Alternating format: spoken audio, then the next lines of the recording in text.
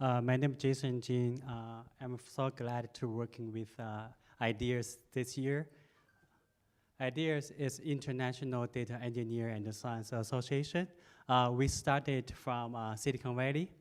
We have our first conference at USC, University of Southern California. Our mission is we want to fill the gap between academia and industry. So we have a lot of services. We have a conference. We have professional certifications. We have online workshop. Last week we have an online workshop about data science. We had more than 500 attendees. And also we have a fellowship program. We help the students and also the young professionals to fulfill their career in data science, AI, blockchain. We start from Silicon Valley, and every year we visited more than 50 universities around the country. Today we are so happy to be here at MIT University, and we will go to Chicago University next month. We will have a AI conference on May 19. And again, thank you for all the speakers. We got a lot of your support from universities and also the industries. And for the certification, currently we have certification for data science, for NLP, natural language processing, and also recommendation system. So the certification, the goal is to help the young professionals to get into the industry to grow in their career path. So we are looking for more support from the universities and also the industry. And please, send us email if you have any openings for data scientists, data engineer, and software for blockchain.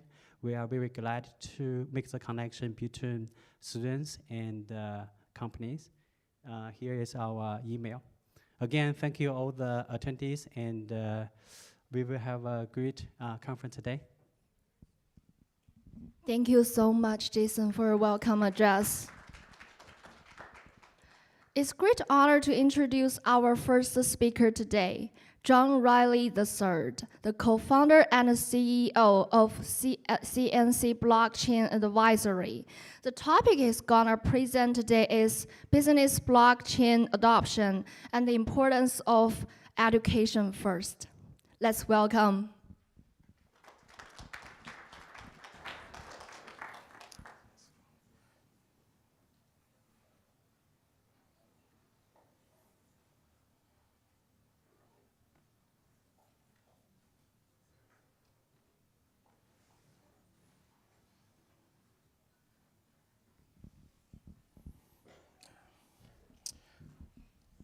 How's everyone doing this morning? Good. So as just announced, I'm the co-founder and CEO of CNC Blockchain Advisory. And really, I'm just going to kind of go through our high level of our agenda for today and what I'm going to cover. So really brief introduction of myself, what blockchain is at a high level, the importance of blockchain education first, possible areas impacted by blockchain, also the benefits of preparing early for blockchain, areas to look at for education on blockchain. So about myself and my company. So we're committed to helping organizations understand what blockchain is before they get into it, give them some guidance and insight to give them the confidence they need to start with blockchain. I think that's most importantly as people start to understand how impactful it is. Brief background on myself, I have over 17 years in the Oracle software application space, primarily in the consulting services and education, working with companies on digital transformation, software implementations, user adoption training, business process changes, really getting companies up and running when they're starting something new with software. I am the organizer of the West Palm Beach Blockchain Meetup and also the co-organizer recently of the Linux Foundation Hyperledger Blockchain Meetup in West Palm Beach. So coming up to Boston right now is hurting my knees because it's so cold. And the irony is I just moved from Cape Cod down to West Palm 2 years ago. So I told myself, if I want this weather, I'll fly back for it. So I definitely flew back for it. Let's see. As long as there was no snow, that's all I care about. Just a quick raise of hands. How many people are familiar with blockchain? I have a good understanding of it. All right, I like that. So it makes it even easier to talk about this. So really, if you look back, and when I got into blockchain towards the end of 2016, beginning of 2017, I was learning about it, and I read a book by Don Tapscott called Blockchain Revolution, and really gave me a great, I'd say, understanding or perspective of how big blockchain was going to be outside of just Bitcoin. And when I started learning about, 2008, how Bitcoin came around, when the pseudo-anonymous persons, Satoshi Nakamoto, or people, came up with the idea of really coming up with a peer-to-peer currency to get rid of the double accounting fraud that caused the financial crashes. They had to build a very, I'd say, dynamic, secure way of a technology that would allow it to be secure over the internet, and that was blockchain. And as I got to know about that, really, and there's a few different ways you can explain blockchain. You can explain it from the technical side of how it works, and I think Don Tapscott really explained it best in his book when he said, blockchain is an ingeniously simple protocol that allows for transactions to be simultaneously anonymous and secure while providing and maintaining a trust-proof ledger of value. So when you think of that from the business standpoint, it's not just taking it from, it's hashes, it's the cubes, it's all these things. From a business standpoint, if you're getting into it, you want to understand how is it going to affect my business. And if you're understanding the ledger side of it, that you can put transactions into something and make it secure, then there's value in that. And if it can be unhackable, it's even better, which means that now you no longer have to rely on third parties. And this is kind of what blockchain brought about along with Bitcoin at the same time. But Bitcoin is just one aspect of what you can do with blockchain. And it kind of leads into this article I came across by Deloitte Consulting about a month ago.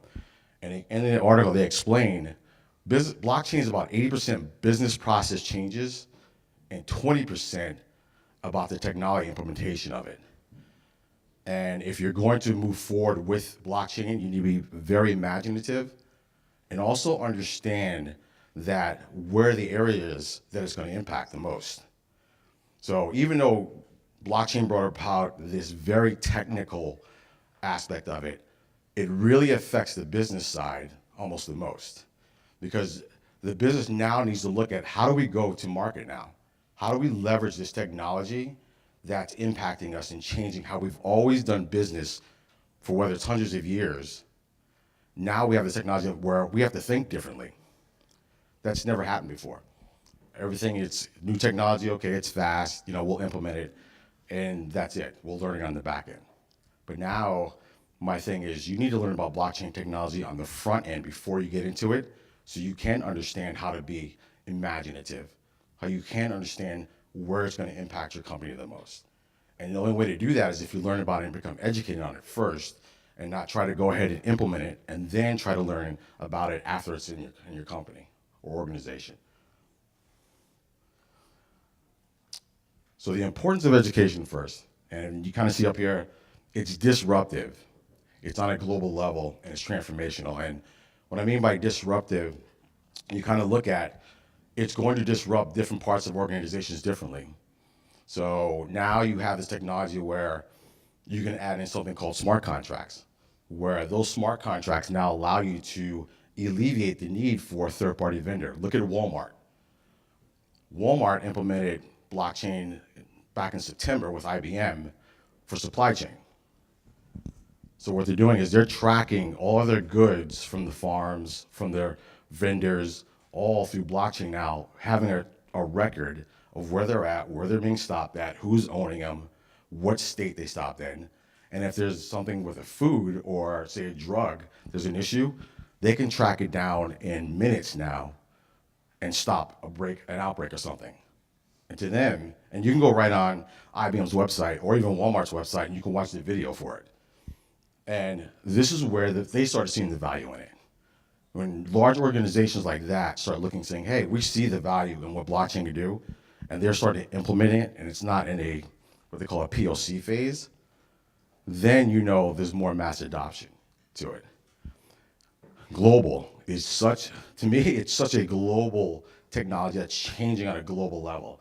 And one aspect is does everybody know about Dubai, the city of Dubai, what to do on blockchain? So in 2016, Dubai moved forward with the initiative to implement blockchain for the entire city. They want to be the first entire city on blockchain by 2020. So they started that initiative in 2016, which means that the people that are working along with it had to be very innovatively thinking and knowing that this technology is going to change everything. And they're going to be adding in things like IoT, AI, machine learning to it as well. But I've talked to consultants over there, and they're like, everyone here knows about blockchain. We're all on blockchain projects. It's not something they have to educate a lot of people about because it's a mandate over there. And they're moving along with it. And you can go on so many different websites and you can just put in Dubai blockchain and you'll see all the articles that come up about it. And that's one thing I tell people, if I say anything up here, go ahead and verify it. Just don't take my word that this is happening. I mean, if I mention something about Walmart or about Dubai, the best way to go and validate it is to go look it up yourself. And transformational is, I think it's an understatement because when you look at how Bitcoin came around, so Bitcoin is allowing, 2.5 billion people in the world that have never had access to a currency or a bank to now have access to something on their phone because of blockchain, because blockchain makes the technology so secure that now they can do peer-to-peer interactions with anybody in the world for a loan if they want. That's all through cryptocurrency. But blockchain is what makes it valid. So if without blockchain, you wouldn't have Bitcoin. Without Bitcoin, you wouldn't have blockchain. So they go hand in hand, but in different ways. So when you think about it, the importance of education first, knowing what you're getting into first, knowing how the world is viewing it, knowing what other countries are doing with it, knowing what other corporations are starting to do with it, allows you to prepare for it. And you're not just going in and having a nervous feeling like, okay, I think I'm making the right decision because it's blockchain. And everybody's talking about blockchain. It's the hot word. But you can talk about it, but how comfortable you are knowing about it before you do it is a different story. And the more confident you are with it, you know you're making the right decisions. And a lot of people, besides myself, think the education in any company should be at the executive level first. Because the ones that are making the decision for a company should be the ones that understand it the best first. And it shouldn't be the other way around where you would bring a technology to the executive team and say, hey, we need this, it's gonna make everything faster. Okay, well, we'll get it. Now it's like, if I have to think about my strategic roadmap for the next 5 years or my digital transformation, I'm the one who should be making that decision and knowing how it's gonna work the best. And educating that team first allows them to say, who do I need to bring in to learn more about it? Who needs to be involved with this? Because not everybody in the company will need to be involved with blockchain.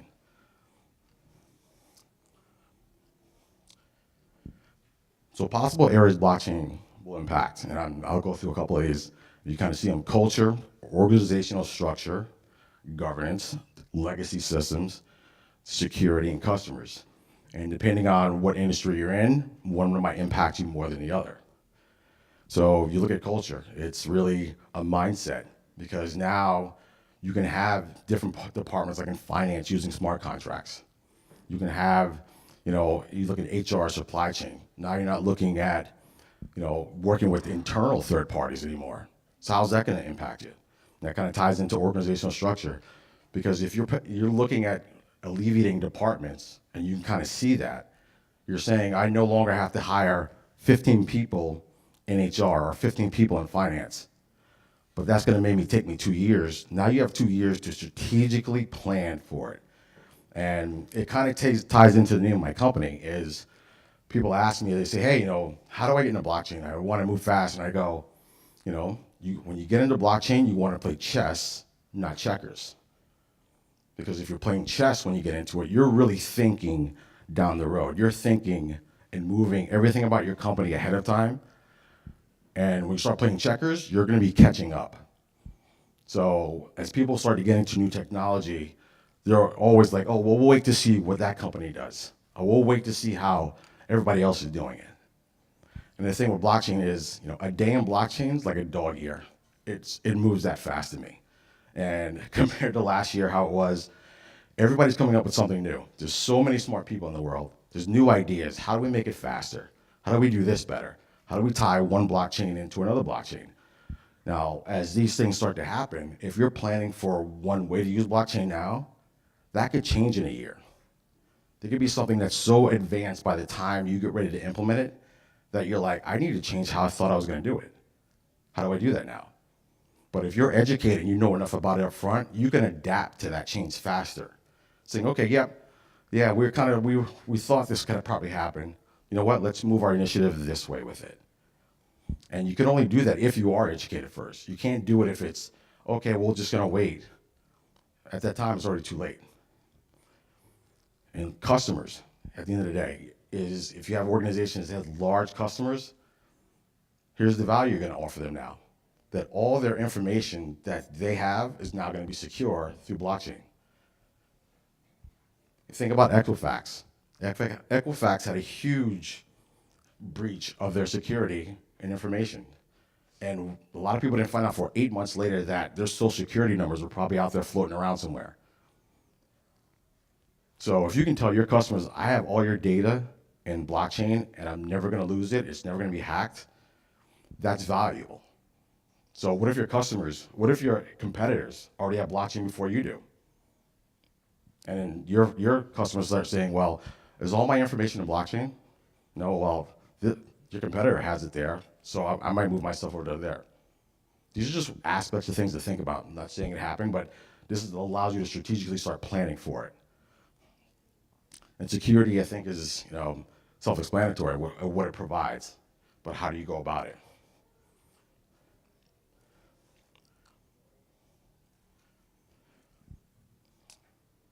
So the benefits of early education on it is really, I kind of covered a lot of these. It's strategic preparedness. Chestnut checkers, like how do I prepare my team for this? How am I aware of the changes that are coming with blockchain? The ROI insight, and I think that's any company that wants to see that. So if you know that certain areas of your corporation that work with third-party vendors that you no longer have to set aside a budget for, now you're keeping that money in-house. Now what are you going to do with that? So what if it's $5-6 million that you normally use with a third-party vendor that you can say, in a year from now, I know once I get everything implemented, I'll no longer need a third-party vendor to do this. And that's kind of what Walmart is doing with their supply chain. They're getting rid of third-party vendors that they would normally rely on for supply chain with blockchain. So in a year from now, as they start to phase out that, all that money they would budget for a third-party vendor now stays in-house. Now, do you reinvest in the company? Do you give your CEO a raise? I wouldn't do that, but those are the things you start thinking about. Like, what are we going to do now? Because this is where it starts disrupting companies, where they're like, all right, for the history of our company, we've always used a third-party vendor. Now we don't have to do that anymore. So now what do we do with these resources? Or if it's departments that you used to have.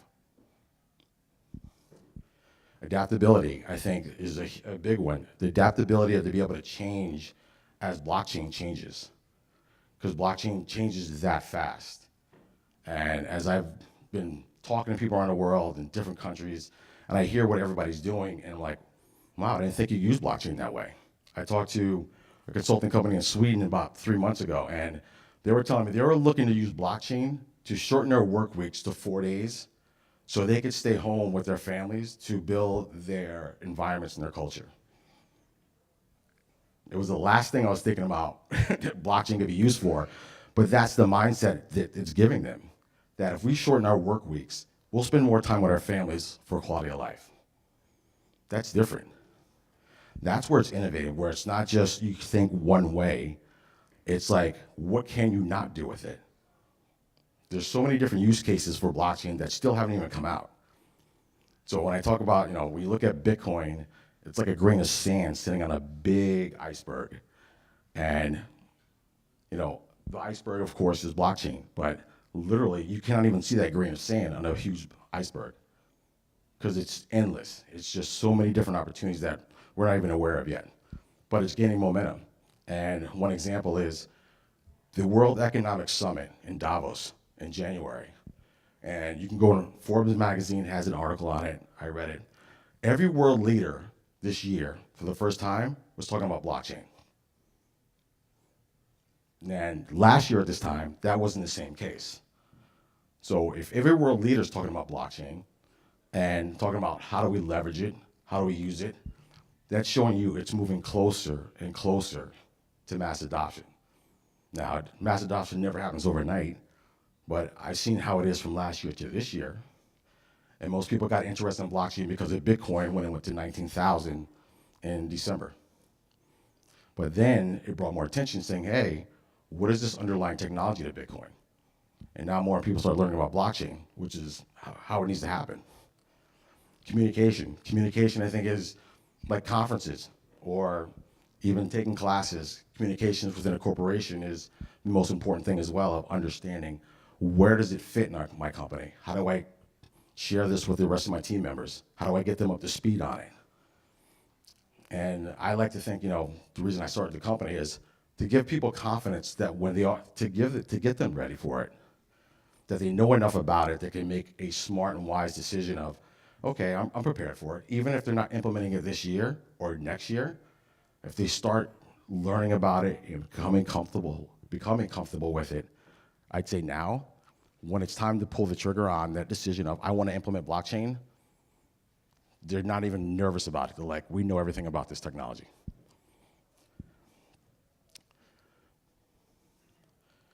So to start to wrap up here, areas to become educated in technology, and there's two up here that I love, but online blockchain courses, there's definitely a lot of them out there. Blockchain training companies provide classes. It depends on what you're interested in. Blockchain consulting or advisory companies that are out there. The big four consulting companies are definitely big. For me, I think the biggest ones were LinkedIn, and I call it the Google blockchain rabbit hole, which means that you're going on Google and you're looking up one article and you click on another one and all of a sudden it takes you to something else that's interesting, and before you know it's like 2 hours later. And my wife would come out and it'd be like 1 a.m. She's like, what are you doing? I was like, I'm reading another article. She's like, again? She's like, it's like, and I started like, wow, what I didn't know about this. I'm like, well, what's this company doing? Wow, this is, and all of a sudden, before I knew it, I was like, every time I did it, I was learning something new and different. I got to ask different questions. So it helped me really start to understand different parts of blockchain where I was just thinking maybe just one way, where my perspective started getting wider and wider. And when I started speaking to people on LinkedIn from different countries, then it totally opened it up. And I'm not like, I would say super technical, but when I was talking to technical people, their view of it was different from somebody on the business side. And that's great to see, because there's no one way, there's no one area of blockchain that you can just have one interest in. It varies, and that's the great thing about it. So you can have a passion in so many different areas of blockchain, whether it's cryptocurrency side, whether you want to be a miner, or you want to do the business side of blockchain. So it makes it something that you should not become complacent with. And for me, I mean, I think everybody's going to have their niche of how they want to learn about it. Is it through conversation? Is it through going on Google? Is it through taking a certification class? I think it's going to have to be whatever you're comfortable with learning with it. So as I wrap up, there was a great quote by Bill Gates that I thought was important when it comes to blockchain. Is really, we always overestimate the change that will happen in the next 2 years and underestimate the change that will happen in the next 10 years. Don't let yourself be lulled into inaction. And from the show of hands, I know a lot of people have a great understanding of blockchain here, but that's not the case. I talk to different areas where people have not a clue, and you're really starting with the beginning of blockchain and what it is, and just the basics, and getting them to understand that it's not just Bitcoin. There's still so many areas of people that just think it's just Bitcoin. And that's okay, because it's still not mass adopted yet. But this is where it's kind of those baby steps of how do we teach people? How do we get them to get comfortable with it and understand it? And I think it's just, from people like in this room, and I'll wrap it up with, I was at a blockchain conference in Fort Lauderdale. There was a director from IBM, and he goes, blockchain's a team sport. And at first I didn't get that, and I started laughing. I was like, yeah, team sport. But he goes, because it's the only technology that he's come across where people have to partner with, say, competitors. You know, look at Linux Foundation, Hyperledger, where all these competitors are going in and helping to build this blockchain platform and giving ideas because they see how big and how powerful it's going to be. And IBM's working with probably 6 or 7 different banks to do a blockchain platform with Hyperledger for the financial sector. And these teams, these banks that would normally compete, realize there's more value in teaming up and learning about blockchain together than trying to do it separately. So as you get more into it and you meet more people, it's really helping everybody else. Because I never say I'm an expert. I say I'm an expert in what I know right now. That's it.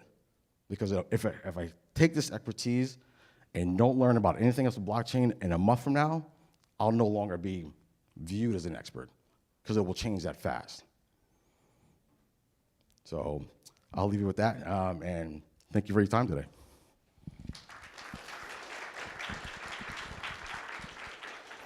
And I think, I don't have enough time, but, so I think we have like 5 minutes for questions. Are there any questions?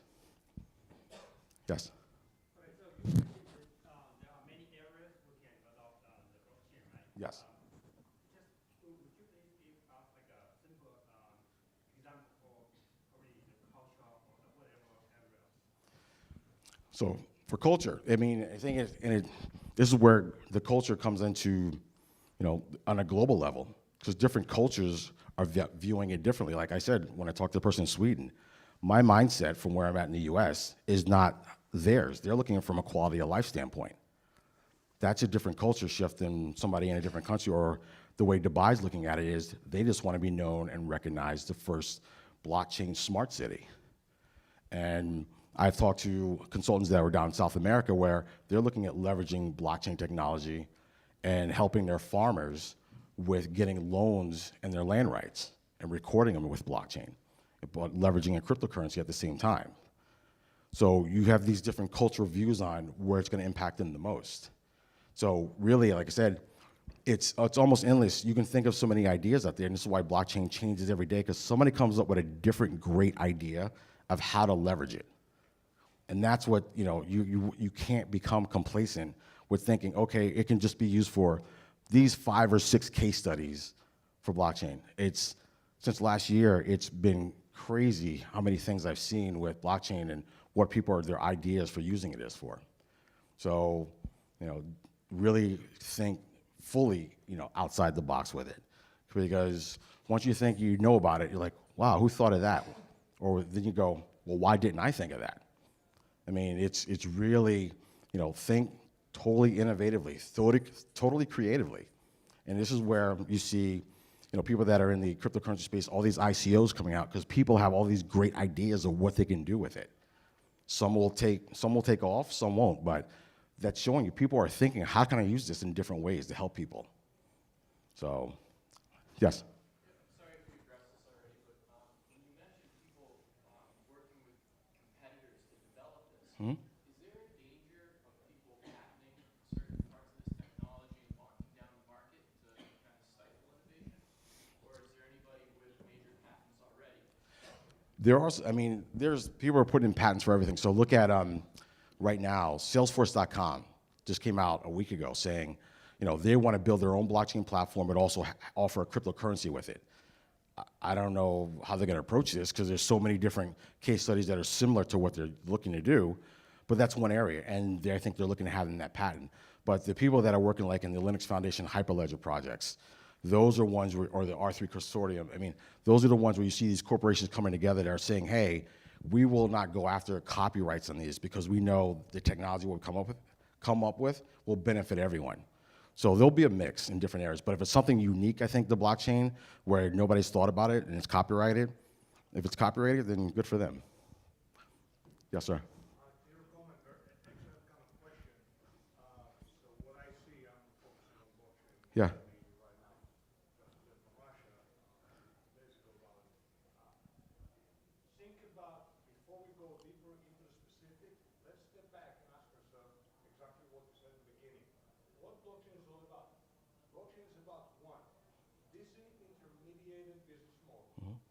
2, in this sequence, decentralized operation to support the business goal. 3, the 20% technology patents, and the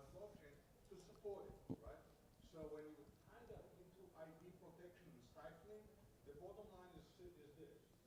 If you are a blockchain player, whether with or without cryptocurrency, that's a different. Yeah. If you are a player in this and you don't engage your ecosystem, you end up with lines of code. I don't care how smart they are, they don't produce any economic value. Hence, if you try to, if anyone tries to bring IP protection into it, so be it. They will play along. Nobody will do this. Exactly. And that's it. It's about inclusion. It's counterproductive to the disintermediated business. Exactly. Yes. I have a question. I'm curious about how we already know a lot of benefits from blockchain in business.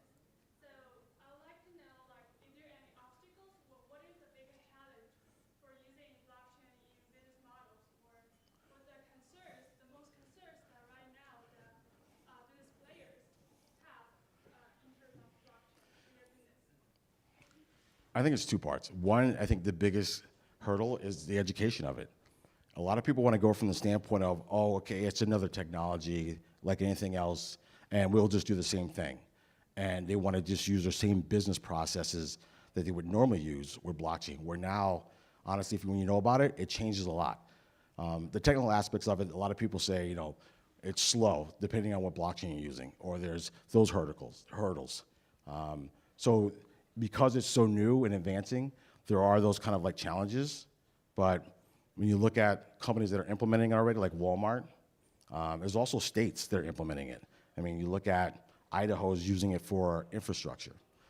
New York State has decided to put their voting records into blockchain and starting looking at using it for voting. State of Arizona is allowing people to pay their taxes with Bitcoin. Yeah, and I mean, it just started. I mean, you can go look that up. Like I said, anything I tell you, go look it up. I mean, I found it like everybody else found it. I found it through looking through things, and I was like, wow, that's different. That's new, and that's showing you how it's changing things and how people are adopting to it. But it's the hurdles of the education of understanding it, which brings the mass adoption I would say brings the mass adoption on. Because the more you know about it, the more people are comfortable with it. More companies are saying, I'll accept this currency that's tied to Bitcoin to pay for my services. Or, hey, I would love to work with you because now you're working with blockchain and we can do our business in a smart contract. So it's really changing a mindset. That's the biggest hurdle, is changing a mindset of how you've always done something in the past. Good. I'll add to that, right? So some of the things that we see, I'm with IBM. Yep. Right? So some of the things that we see, the biggest challenges are just getting everybody to agree that we're going to do this for the common good. Whatever the business process that you're going to change, getting everybody, mostly competitors, right? Getting them all to agree that this is the right thing to do. Second thing on the technological challenges, actually getting data out of blockchain, right? Analyzing the data, because there is a treasure trove there. Yep. And anybody in this room, I challenge you that if you're looking to enhance blockchain, is on the analytics side. And I think that's an example right there. Blockchain is a team sport. I didn't know that answer, but he did. This is how, and like I said, and IBM, and I learned that from an IBM director, and it made sense to me because the more you learn from somebody else, you get to share I can share what he just said with somebody else now, something I didn't know. And that brings value to somebody that's just learning about blockchain.